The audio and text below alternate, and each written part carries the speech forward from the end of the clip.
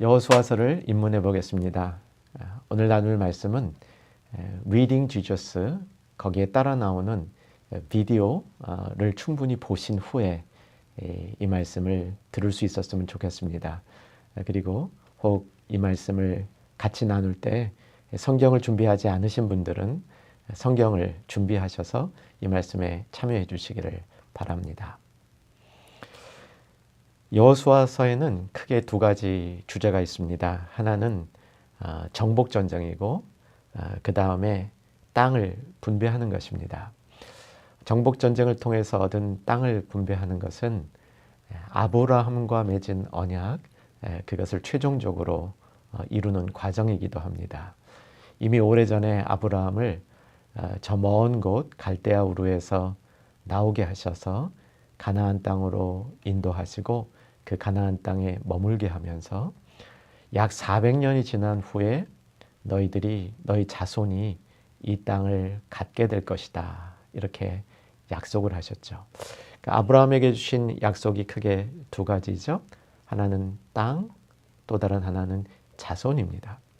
이 자손들이 애굽의 노예 생활을 통해서 그 수가 크게 번성을 했는데 이 번성한 자손들이 살아야 될 땅이 필요한 거죠.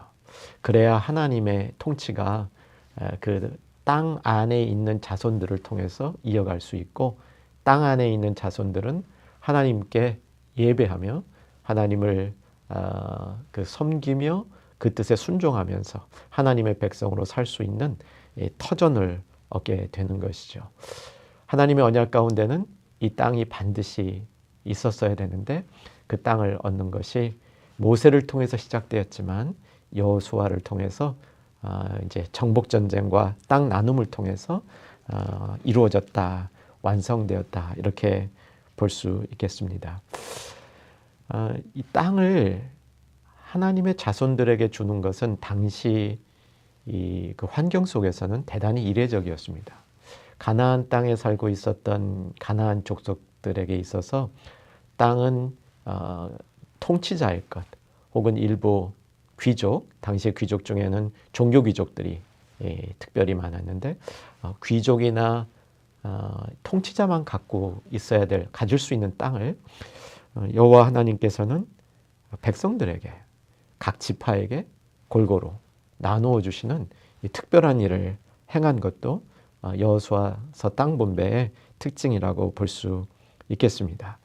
그러니까 하나님이 주신 땅의 의미는 이스라엘 백성이 스스로 그 땅을 취득해서 배타적으로 소유한 것이 아니라 하나님이 주신 언약을 지키는 조건으로 하나님이 선물로 수여해 주신 것이죠. 요약하면 그 땅의 목적은 언약을 실천하는 장소로서 주셨다는 겁니다.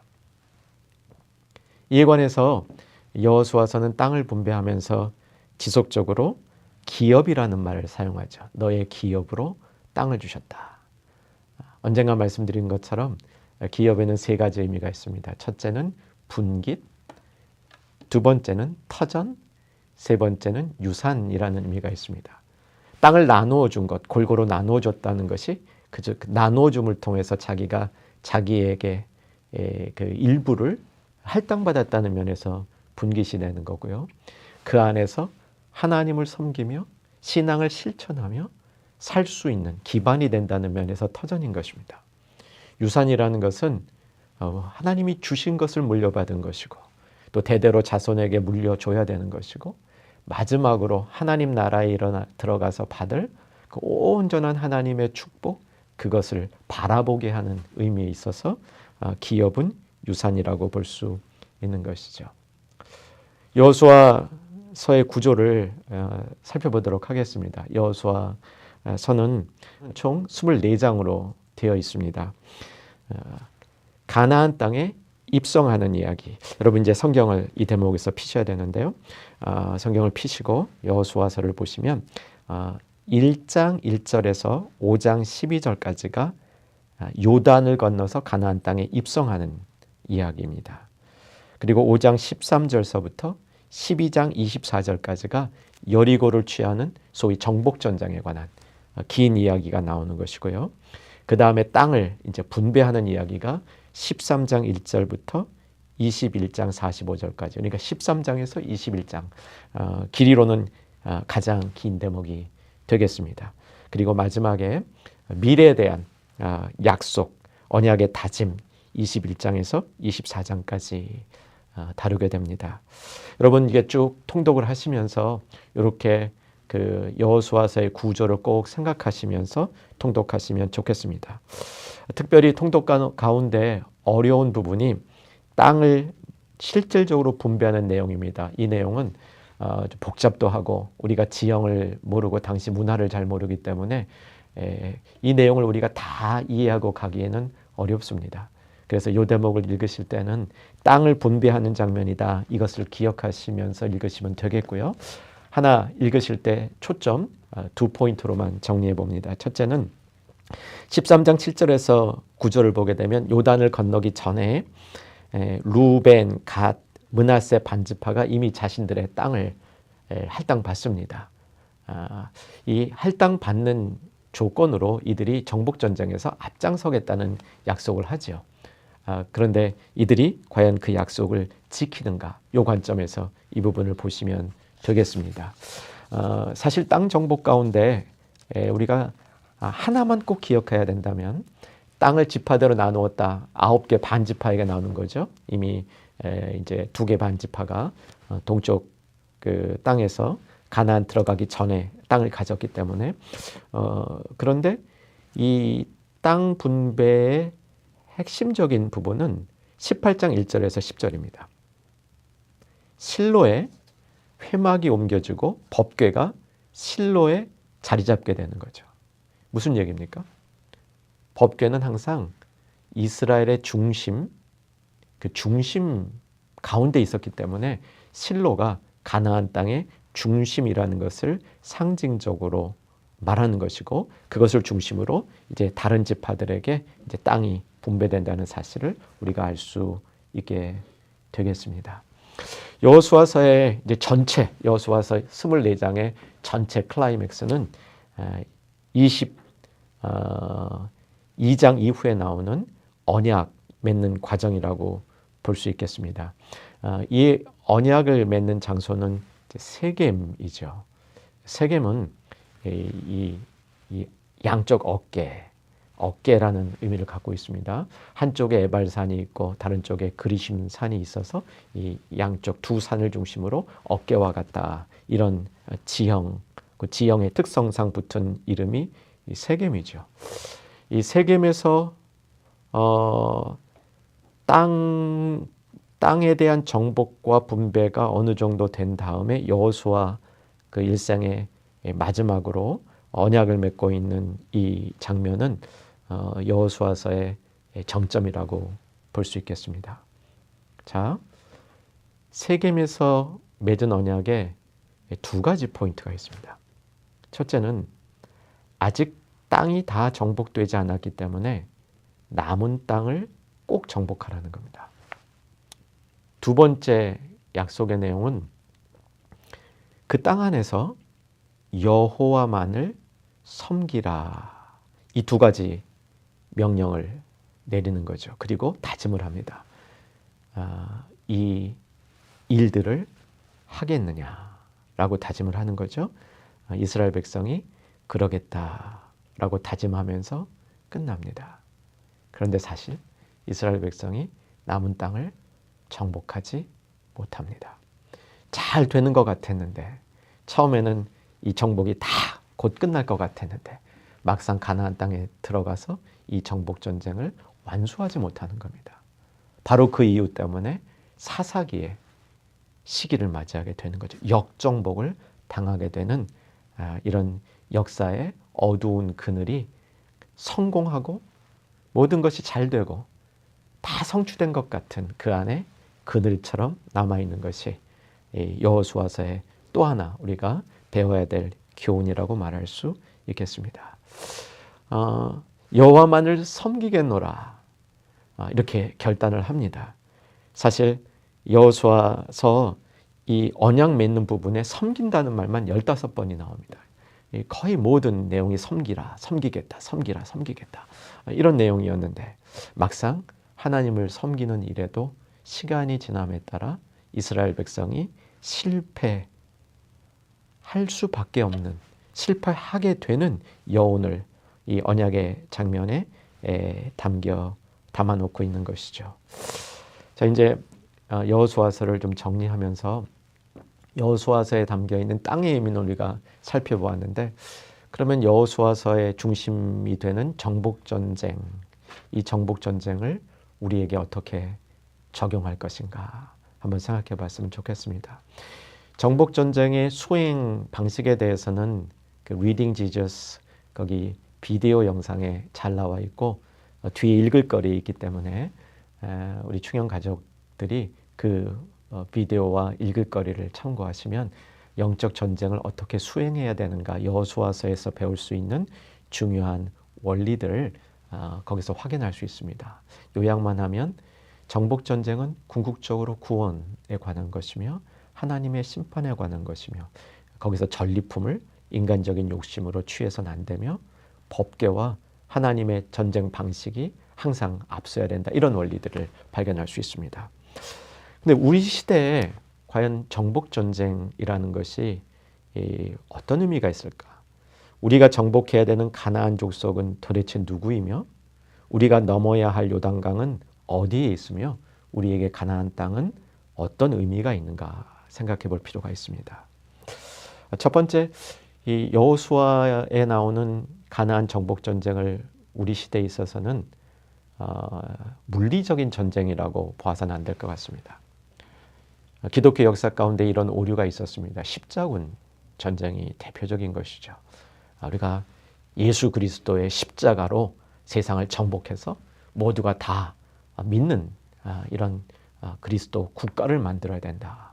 이런 생각을 할 수도 있는데 사실 이것은 성경적이지 않습니다. 오히려 이것은 이슬람과 같은 좀 더 극단적이고 주님의 가르침에서 이탈된 그런 무리들이 수행했던 그릇된 방식이 되는 거죠. 이 시대의 정복 전쟁은 영적 전쟁이라고 볼 수 있겠습니다. 우리가 행하는 영적 전투의 현장, 이 현장의 영적 전투를 수행하고 이 영적 전투의 이 목적, 영적 전투의 이 큰 그림을 우리가 이해할 수 있는 것을 여호수아서를 통해서 배울 수 있다고 할 수 있겠습니다.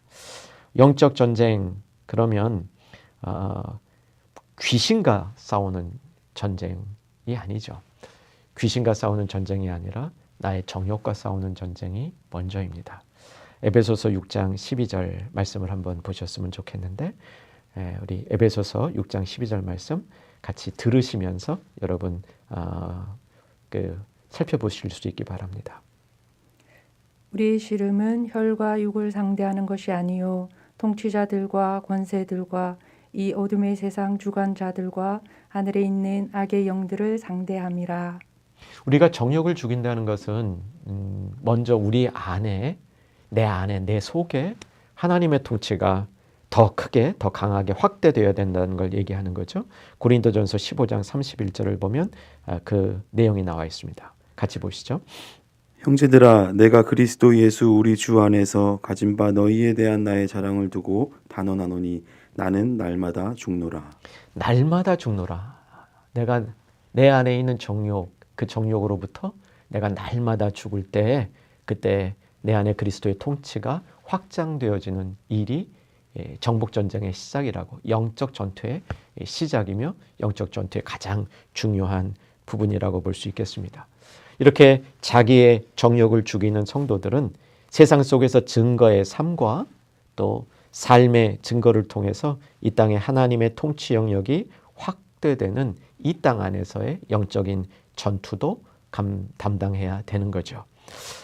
이 영적 전투, 영적인 정복 전쟁의 결과는 여호수아서에 의하면 땅을 기업으로 얻는 것이죠. 우리에게 참 주님이 주시는 기업을 이 땅에 얻어가는 겁니다. 그 기업 안에서 하나님을 예배하고 경배하고 세상을 섬기고 그것을 통해서 우리의 신앙을 확인하고 무엇보다도 계속 이러한 하나님의 통치 영역이 이루어지는 것을 경험해야 되는 거죠. 자, 이 점에 있어서 여호수아서가 우리에게 주는 정말 중요한 교훈이 하나 있습니다. 여호와께서 대장이 되시고 여호수아가 여리고로 들어갈 때 여호와의 군대 장관을 만나지 않습니까? 군대 장관이 싸워서 이미 다 승리한 거죠. 이 영적인 정복 전쟁에 있어서는 하나님이 대장 되셔서 이미 전투는 승리한 겁니다. 그런데 이스라엘 백성들은 가만히 지켜보다가 이긴 승리 후에 들어가서 그 땅을 취하는 게 아니라 그럼에도 불구하고 군병이 되어서 직접 전투에 참여해서 싸워야 된다는 사실이죠. 영적 전쟁은 하나님에 따라 수행만 하면 승리하는 겁니다. 사랑하는 여러분, 영적 전투를 두려워하지 않기를 주 안에서 소망하며 부탁드립니다. 영적 전투는 하나님의 뜻에 따라 수행만 하면 이미 승리가 보장이 되어 있는 것이죠. 이런 영적 전쟁에 참여함으로 우리는 믿음을 굳게 할 수 있으며 믿음을 굳게 하기 위해서 영적 전투에 우리는 참여해야 한다는 것이죠. 진정한 믿음, 참된 믿음, 성숙한 믿음을 갖기 위해서 우리는 필연적으로 가나안 땅에 들어가는 영적 정복 전쟁을 통해서 그 믿음에 이룰 수 있다는 사실을 기억했으면 좋겠습니다. 마지막으로 그러면 영적 정복 전쟁을 어디까지 해야 될까요? 이사야서를 통해서 보면 영적인 전투의 끝은 열방이라고 얘기합니다. 열방에 이르기까지 영적 전투를 수행해야 된다 가르쳐주고 열방을 취하는 이는 고난받는 종.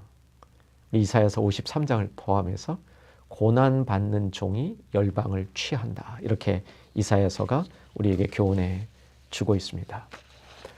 영적 전투의 그 범위가 열방이라면 영적 전투의 방법은 예수님을 통해서 배울 수 있습니다. 바울이 예수님의 남은 고난이라는 표현을 쓰죠. 골로새서죠. 예수님의 남은 고난에 우리가 참여해야 된다. 이것이 열방을 취하는 영적 전투의 한 가지 방식이라고 설명할 수 있습니다. 예수님의 남은 고난에 동참하는 것. 그리고 예수님께서 직접 말씀해 주신 온유한 자가 땅을 기업으로 받을 것이며 땅을 기업으로 받을 자는 온유한 자라는 것이죠. 요약하면 예수님의 남은 고난에 예수님처럼 동참하되 온유한 방식으로 영적 전투는 진행된다. 이렇게 요약할 수 있겠습니다. 자, 여호수아서를 이제 마칩니다. 여호수아서의 두 개 주제는 정복 전쟁과 땅의 분배입니다. 이것은 현재 우리 안에서도 우리가 이룰 수 있는 것입니다. 여호수아서는 두 가지 사실을 단단히 약조합니다. 그 땅에 들어가서 남은 땅을 정복하라. 남은 땅을 정복하라. 열방까지 나가야 되는 이유입니다. 그리고 여호와만을 섬기라. 이것이 우리가 예배에 집중함으로 영적인 삶을 더 강하게 우리 삶 속에 옮겨옴으로 이룰 수 있는 언약이 되는 거죠. 이 두 가지를 지키는 한 승리는 이미 보장되어 있다. 여호수아서의 메시지입니다. 여호수아서를 우리가 잘 붙들고 사사기 시대를 맞이하지 아니하는 혹 사사기 시대에 진입하는 우리들의 상황이라면 빨리 우리가 그 상황을 극복해내는 복된 충현의 가족들 또 우리 충현교회, 한국교회 하나님의 백성들 되기를 주 안에서 소망합니다.